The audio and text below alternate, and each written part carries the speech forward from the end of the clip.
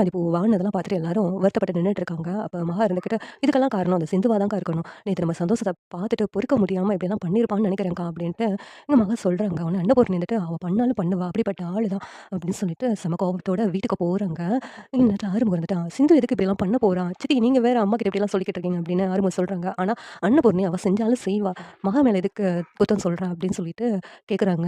வீட்டுக்கு வந்ததும், "ஏய் சிந்து எங்க இருக்கிற? எங்க இருக்கிறடி?" அப்படின்னு சொல்லிட்டு கூப்பிடுறாங்க. உடனேவும் அன்னபூர்ணி சிந்துவ போட்டு அடி அடின்னு அடிக்கிறாங்க. "நீ எதுக்காக அந்த சூரியகாந்தி பூவெல்லாம் வாடுற மாதிரி கெமிக்கல தெளிச்சு வச்சிருக்க?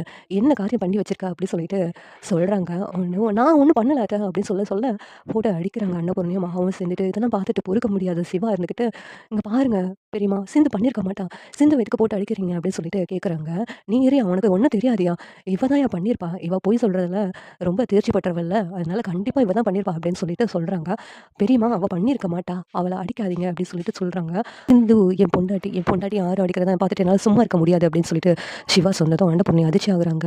உடனே சிந்து இப்பனாச்சும் டாக்டருக்கு தைரியம் வந்துச்சே அப்படின்னு சொல்லிட்டு நினைக்கிறாங்க. "இங்க பாரு, நீயா சிவா இப்படி பேசுற?" அப்படின்னு சொல்லிட்டு அன்னபூர்ணி கேட்குறாங்க. "ஆமா பெரியம்மா, சிந்துவ எதுக்காக இப்படிலாம் அடிக்கிறீங்க? அவ தப்பு பண்ணியிருக்க மாட்டா. அவ தப்பு பண்ணலன்னு நான் ப்ரூவ் பண்றேன் உங்களுக்கு" அப்படின்னு சொல்றாங்க. "நீங்க என்னமோ சொன்னீங்கயா, என் பொண்டாட்டிய நீங்க எதுக்கு அடிக்கிறீங்கன்னு சொல்லிட்டு. சிந்துவ உன் பொண்டாட்டியா நீ நினைக்கிறியாயா? அவள பொண்டாட்டிய ஏத்துக்கிட்டியா?" அப்படி சொல்லிட்டு இங்க அன்னபூர்ணி கேட்குறாங்க.